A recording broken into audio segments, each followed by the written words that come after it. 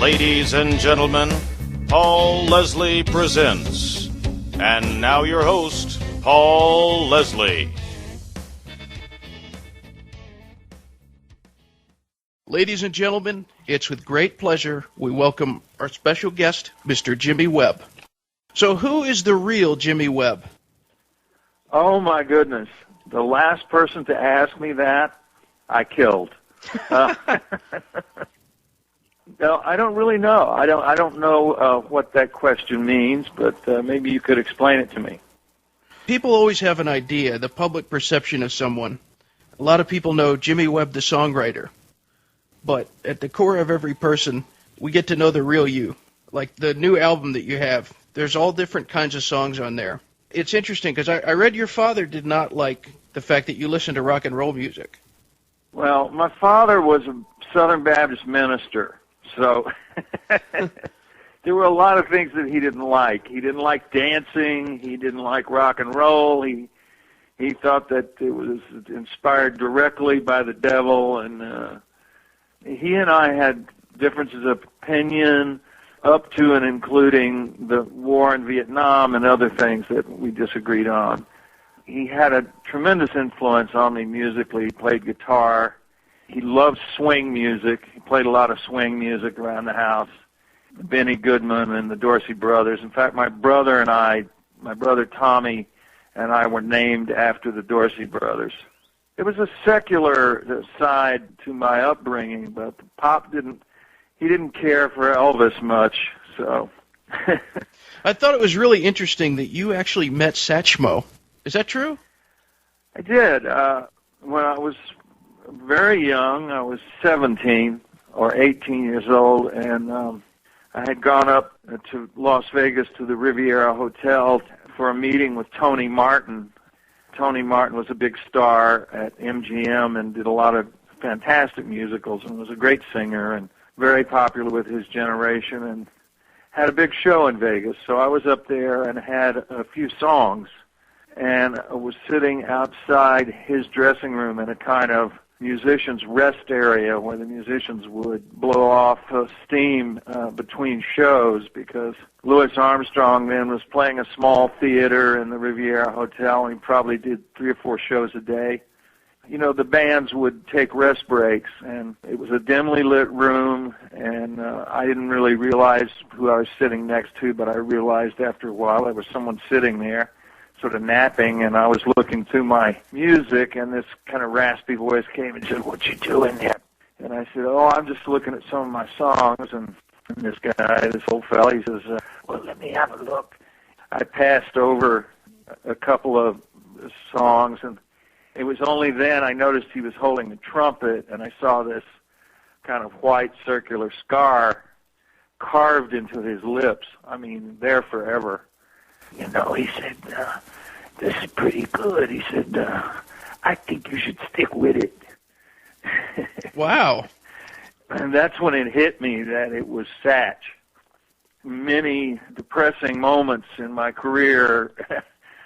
I was at a tender age, and I had a lot of bumps in front of me, and there were many times that I thought back on that, and I thought, well, Louis Armstrong thinks my music is pretty good. Can you remember the first record you ever bought? Yeah, I remember it very well. I borrowed a dollar and a nickel from my dad and went down to the local record store in Laverne, Oklahoma, which is in the Panhandle, and I bought a copy of Turn Around, Look at Me by Glen Campbell. I played the grooves off of it. You know, it wasn't rock and roll. It was more of a ballad, but it was a beautiful tune. I remember thinking, gee, you know, one of these days maybe I could write a song like this. Maybe I could work with someone like Glen Campbell. I would have been like about 14 then, 14 or 15. And what was it like all those years later when Glen Campbell cuts a song that you write? There was a slight sense of unreality about the whole thing, to tell you the truth. I mean, I don't think that one ever forgets the first time a song that you've written is played on the radio. I mean, that's a special kind of electricity. You're kind of overcome with that. And I don't think the connection with Glenn, I don't think that occurred to me for a long time. It sort of dawned on me one day that that was the first record I ever bought. Glen and I had 2 or 3 major chart recordings before we ever met. In fact, I remember the first day I ever met him, and we walked into a studio together. We were going to work on some musical project. I recognized him immediately because he had a weekly television show. He looked up as I came in the door, and I was totally off to the left. I was into the Beatle culture and, you know, smoking pot and trying to figure out how to get into rock and roll. And I walked into the room, and he looked up and took one look at me and said, "When are you going to get a haircut?" That's the first thing he ever said to me. He denies it, but that's what he said. Mr. Webb, do you have a favorite cut from the album? I'm kind of partial to the title song, which is Where Words End, that I did with Michael McDonald. And, you know, he's been a friend for many, many years, and he's sung on most of my records. But this is a new song, a brand new song. I think a songwriter always kind of likes their new song. That's my experience. My friends are always very proud of their new songs. I think it's standout vocal work from Michael McDonald. I think it's one of the best things he ever did. I also really like the vocals on the Billy Joel cut, the duet Wichita Lineman. That's a good one. Yeah, you know, I think I got censured a little bit, you know, by the Americana, the purist element, over the presence of certain musical influences on the record, but nothing's going to keep me from including Billy Joel, who I think is one of the great composers of all time. I also happen to be like a really tremendous fan of Billy's voice. I just think he was gifted with a really, extra special set of pipes. I have to say there were a lot of great singers on this record, so I had my work cut out for me. I mean, Vince Gill is, you know, probably the best vocalist in America. And then, of course, Billy, I mean, the unmistakable sound of his voice when he comes in on Wichita Lineman and says, "I know I need a small vacation." And you go, "Oh, my God, that's Billy Joel." I mean, that's the way I reacted in the studio. I was thrilled. I just, you know, it was like I wanted to rush out and get his autograph. I'm still starstruck after, these many moons that I've spent in this business, but these people are still stars to me, even though I know them and I talk to them and we're friends and we josh each other about this and that. When Glen opens his mouth and that sound comes out, there's always a little sense of awe, you know, that he really can make that noise. Well, that's how I kind of feel about Art Garfunkel. And Mr. Garfunkel's covered so many of your songs. I think one of my favorite albums that I have on vinyl is Watermark. Oh, I love that album. It was an interesting album to make because we cut it in Muscle Shoals, Alabama, which is the, you know, legendary recording studio, and we worked with Barry Beckett, the great producer, pianist, who regrettably passed away a couple of years back. It was kind of a harrowing experience for me. I was down there. I played piano on a cut called Wooden Plains, actually, Song for My Brother, it's called, subtitled Wooden Plains, a.k.a. Wooden Plains. And the piano part was a 4-hand piano part for 2 hands. I struggled with it because Artie wanted me to recreate a performance that he had on a cassette recorder. This is, in and of itself, a nightmare, you realize. You know, you're drunk and you play the piano with this kind of wild abandon. You put it on a little recorder, and you really don't think that you're ever going to hear it again. And then all of a sudden, someone produces this tape and says, you know, I want you to do it just like this. I found that very difficult. I was down there for about a week and a half working on this one cut. The end result, it was phenomenally successful. It was a gold record. One of the cuts on Just Across the River is a song that Mr. Garfunkel recorded, but it's, without a doubt, not that my opinion matters, it's my favorite cut on the album, All I Know, and it features Linda Ronstadt. Tell us about that song. Well, it was a fairly early song. I wrote it around '72 or '73, and I wrote it for a girl, an English lady that I had a relationship with. She didn't think much of it. I remember the day I played it for her, and I said, "What do you think, darling? What do you think of the song?" And she said, "Oh, I think it's quite silly, don't you?" And I thought, well, I don't know. It's not what I had in mind. Silly was not the word. I sort of put it away. I had it kind of on the back burner as maybe not a very good song. Believe it or not, songwriters are influenced by things like that. If someone says they don't like something, you file it away and you kind of go, well, it goes into the computer. It was right after Paul Simon and Artie Garfunkel had made their split, and Artie was, I don't know, not hiding out, but certainly in a kind of retreat in San Francisco, and was working in a studio there with Roy Halley, I think, just exploring what kind of possibilities were available for him as a solo artist. And I think he was kind of glad to see me when I arrived there. I went to the studio and I played virtually every piece of material I had, and finally, somewhat reluctantly dragged this out because I had negative feelings about it, but I took it out. And I played All I Know. And I remember Artie turning to Roy Halley. Artie said to Roy, "I think we can make a hit out of that, don't you, Roy?" And the rest is history. You know, it was a huge debut disc for Artie, his first single as a solo artist, and I'm glad that I could be a part of that. Could you pick a favorite part in music from recording, like with this new album, Just Across the River, to writing songs? You've produced records. You've done so many things. Could you pick a favorite part? I enjoyed producing, but it wasn't my favorite thing to do. I have found, in the latter part of my life that it's a lot more fun just to let somebody else produce.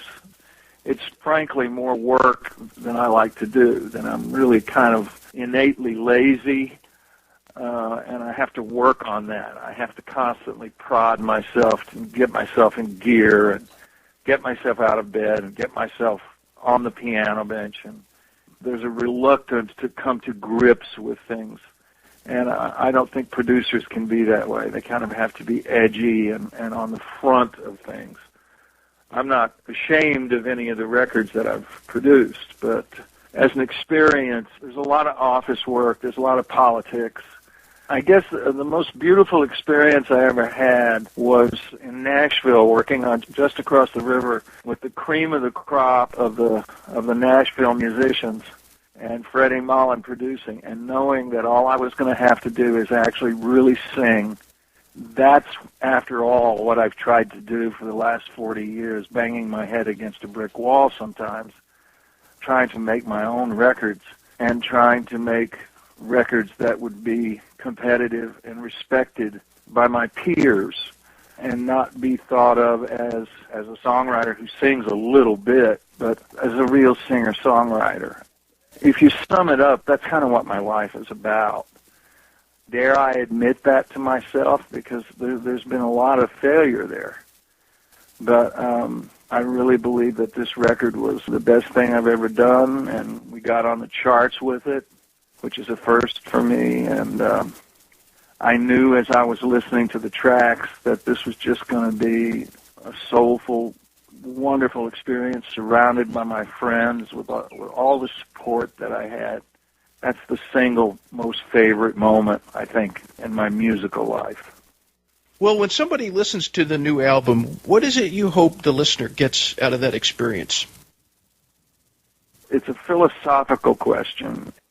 To go to the deepest interpretation of what you're asking me, I would hope that the album is a reminder and a kind of urgent note about don't forget songwriting, don't forget how important melody and music are, because I think that in this world those things are becoming less important, and that the public's appreciation of a good melody or a good chord structure or a good performance by someone like Jerry Douglas, like the solo that he plays on Wichita Lineman, stands the hair up on the back of your neck. Those are the moments that are like missing from music today. What I used to call the car stopping moments, when you have to stop your car and wipe away the tears because a song has really penetrated. And the record is really just a kind of a postcard from a different world where music mattered, melody mattered, lyrics mattered, where we weren't afraid or ashamed or too self-conscious to be romantic and to say, I love you, or you've hurt me, or even I need you. It's from a world when women weren't bitches, Yeah. They were put up on a pedestal and loved and worshipped. And I know that sounds corny, but that's where I came from. And that's what my music was always about, was loving a woman. I guess without overstating it, it's kind of saying, don't dismiss this just as nostalgia. Listen to all these great singers exploiting this American invention, the song. Remember the song, because it's important. Before we part, Mr. Jimmy Webb, is there anything you'd like to say in closing to all the listeners out there? Any words of wisdom? I don't know how wise I am. I think that we all have to be very careful that we don't lose something very valuable in this technological rush, with the iPads and the iPongs and the Peapods and all of the technological diversions that are constantly thrust on us as this is the thing that you should be interested in. And I think that deserves a second thought. I think it deserves consideration of whether these things are really as important as we are being told they are. I think that it would be a shame if we lost the tradition of American song and musicianship and craftsmanship, if somewhere along the way that baby got tossed out with the bathwater. I think that future generations might look back with regret and say, gee, I wish we had that back, because that's something so valuable that we export to the rest of the world. I mean, in Spain, they're listening to American songs, in France and Germany and Russia and China, they're listening to American songs, American music. Our rights to that music, without going completely radical on you here on your program, intellectual property is really one of the most valuable things that we have as Americans, and it's in dire peril. And a whole way of life, a whole community of artists and writers and musicians and even people like yourself, people who work in the entertainment industry. This whole industry is really in danger. I would leave it up to you to think about that and think about whether there's anything you could do in your own personal life to stop that kind of erosion, to perhaps, buy your next record off of iTunes instead of downloading it off of a peer-to-peer network, because that is the decision that is making or breaking us right now as craftsmen, as people who are just trying to make a living doing this. Well, Mr. Webb, thank you so much for this interview. It's been a great pleasure to speak with you. Thank you. My pleasure. It's an honor. It was a very well-conducted interview, and I thank you very much. You can call me Jimmy. All right, Jimmy. Take it easy. Okay. Bye-bye. Okay.